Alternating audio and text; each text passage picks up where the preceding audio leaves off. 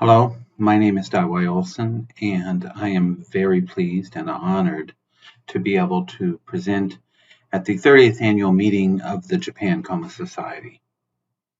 These are my disclosures, and I don't think any of these are particularly relevant to today's talk, except for the top one. I am the co-chair of the Curing Coma campaign. I'm going to present three simple arguments today. One, if a patient in coma dies, then there is not an opportunity to provide a cure. So if the patient dies, the possibility of cure is eliminated. Second, discovering caring variables, the caring for variables, will reduce the required sample size to discover effective curing from interventions. In other words, if we can reduce the sample size by understanding all of the predictor variables, then the single cure variable is the variable that explains the remaining proportion of variance. Third argument is nurses are integral to caring for patients. And full disclosure, of course, I am a nurse, so I do have a dog in this fight. I want to talk a little bit about that. This is a symbol called the caduceus. Most of you are familiar with the caduceus. We often see this symbol worn by physicians, but it's misleading. The caduceus is two symbols. One is the rod of Asclepius. Asclepius is the god of medicine. But the snakes come from Hygeia. This is the nursing component. What this symbol really represents is healthcare, not physician science. In other words, this is the two opposing and together working forces of nursing and medicine as combined arts. I also want to talk about the words care and the words cure. I'm going to use these, and I'm going to try hard to make sure that I separate care and cure. Caring about is an emotional response. On some level, I think we all care about other people. We care about the patient. I am not talking about caring about. I'm going to talk about caring for. Caring for is the set of actions or interventions that we all do on a daily basis to meet the here and now needs of the patient. This is a prima facie of nursing. Curing, instead of caring, curing from is to remove the disease and resolve the condition. This is the domain primarily of physicians. Now, nurses help with curing and physicians are involved in caring. There's overlap, but these are our prime directives. The model for physicians in most countries is that you have one physician who is responsive to a great many patients. Nursing is much more intimate. We tend to have one or two or three, sometimes 4 patients in intensive care. But a nurse has a smaller assignment and a greater ability to spend time with individuals. What I'm trying to argue is that this is not nurses versus physicians. It's nurses and physicians. How are we working together? This is, I think, a decent representation of a day in the life of a patient who is in coma. The patient in coma is in the hospital for 24 hours. about 23 hours and 30 minutes of that is nursing care. We're directly involved with the patient. The physician, sometimes a team of physicians, comes by for 10, 15, 20, 30, sometimes 40 minutes. Now, there's times where you have a surgical intervention and things, and I'm not saying that what physicians do should be ignored. What I am arguing is that what nurses do cannot be ignored either. So I'm going to talk about, again, nursing care. How does nursing care make a difference for a coma patient? I've already made the argument that if a nurse doesn't provide good care, the patient's going to die. If the patient dies, there is no opportunity for cure. Now, it stands to reason then that there must be some proportion of variance in the outcome that can be explained by nursing. Most of you would agree, I hope, that nurses make a difference. The question is, what difference do we make? What proportion of the variance in the outcome can be explained by nursing care? I also want to talk about my second point, that it's very important we understand nursing care, because on a scientific level, that can really reduce our sample size requirement for future studies. A large standard deviation is typically attributed to a small effect size. Despite the point estimate, if there's not a high degree of certainty of the point estimate, you have a small effect size. If you are going to do a study with a small effect size, you need a large patient sample. This becomes rather difficult when you look at phenotypes of coma. However, if we can narrow down the standard deviation, we get a larger effect size, and we do not need as many patients in our sample to test our hypothesis. As I mentioned before, nursing variables are often not included. Here's a standard regression formula. Y equals beta naught, beta 1x1, beta 2x1.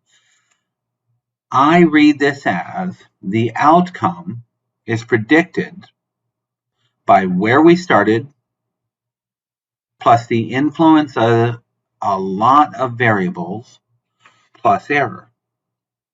I'm going to look at this slightly differently and put it in the context of coma. The outcome, coma. Coma is predicted by where the patient starts, plus predictor 1, plus predictor 2, plus predictor 3, etc., plus a lot of other stuff that we didn't measure. Some people would call that confounders, right? Plus error. Here's the deal. A lot of the other stuff we didn't measure is nursing care. We call them confounders, but there's nothing confounding about nursing care. We know what we're doing. It's measurable. It's not an unknown unknown. It's only a confounder because we have not taken the time to figure out exactly what the contribution and what the variables are. But we can. I'm going to put this in another box just to highlight why we have to do this. You have coma. There's a whole bunch of things that happen to the patient, and then you will apply a cure intervention. That cure intervention results in full recovery, partial recovery, or no recovery. But the black box of all of the things that happened before the cure intervention was applied influences the setting in which the cure intervention is delivered. In other words, we have a big black box of things, and we need to understand that big black box. Those are the care variables, the nursing variables. I have published what I think is a fairly sound theory about how and why nursing care makes a difference. Now, I said how and why. I have not yet figured out how much of a difference. We have to figure out that R squared, but I'm not there yet. I also know I have a typo on this page. This is that paper. This was only published 3 years ago. It's called the Q response theory, and I published this with Dr. Stephanie Ortega Perez out of Bogota, Colombia. In a nutshell, this theory says that an event happens that causes brain injury. Brain injury results in impaired function, impaired consciousness. A patient with impaired consciousness, coma, will provide cues: high heart rate, low heart rate, not opening their eyes, seizing, intracranial pressure, how they respond to touch or pain or sound. These are all cues. Nurses assess these cues. We assess approximately 3,420 cues each shift. Nurses also have a lot of interventions. We have a lot of things we can do or we are supposed to do. Some of these are from medical orders. Some of these are just day-to-day care. And when we do them, the timing of the intervention will determine whether the patient moves closer towards recovery or whether they have secondary brain injury. The top part of this is entropy state. Your brain, when fully conscious, has maximum entropy. You're awake, you're thinking, you're doing. The maximum negative entropy state, of course, is dead. If we can time our interventions to influence the entropy state in consciousness, we can move the patient towards recovery of function. That's our deal. That's where we want to go.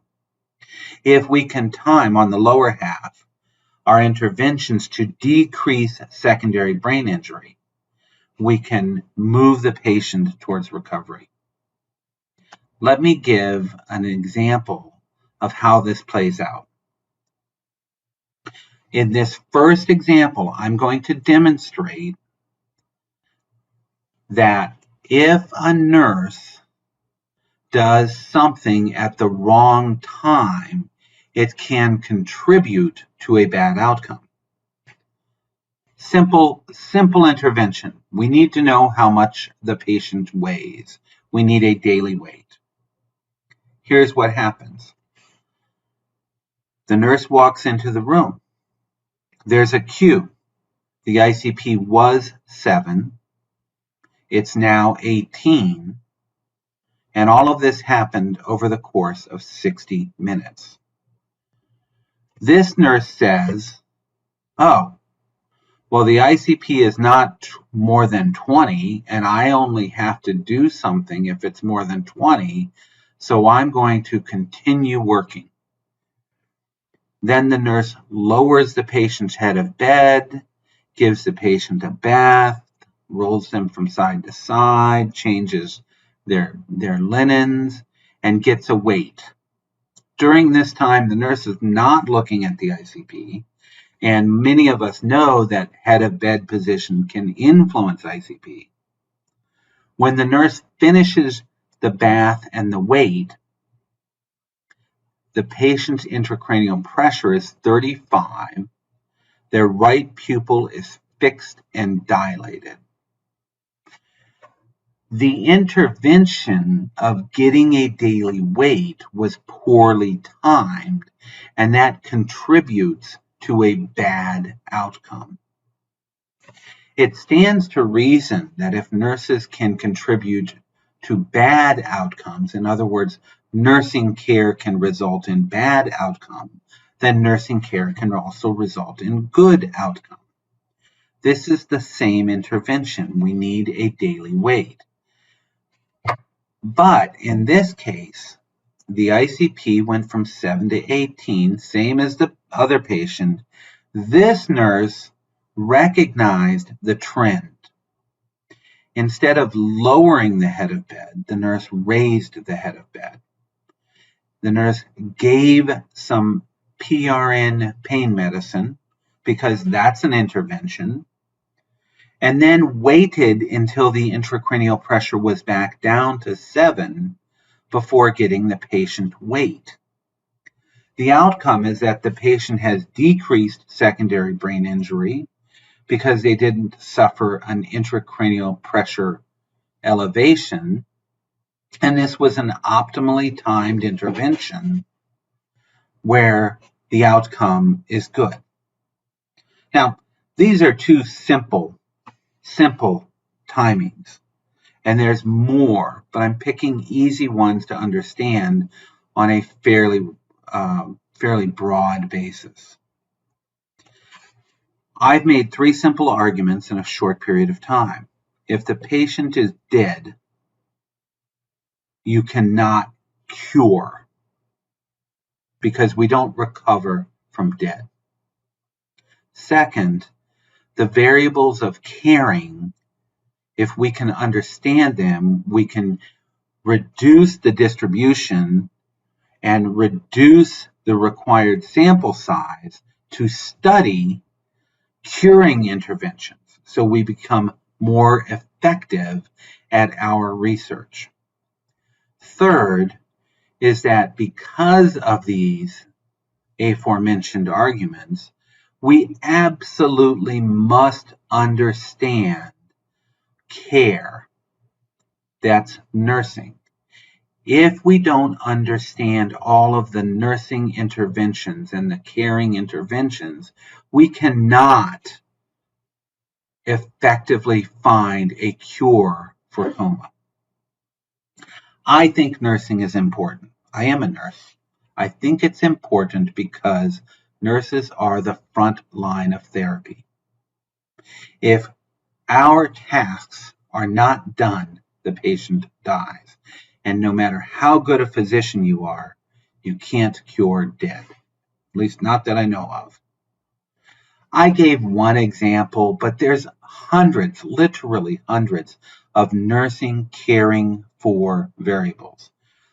Feeding, nutrition, mobility, sleep health, milieu, lights, sound, temperature, touch, family interactions, environmental variables. When do you move the patient in or out of ICU or rehab? What are the regulatory variables? And then finally, monitoring. Nurses are tasked with monitoring. Again, we are the eyes and ears of physicians. So what we do must be important if we're entrusted with that responsibility.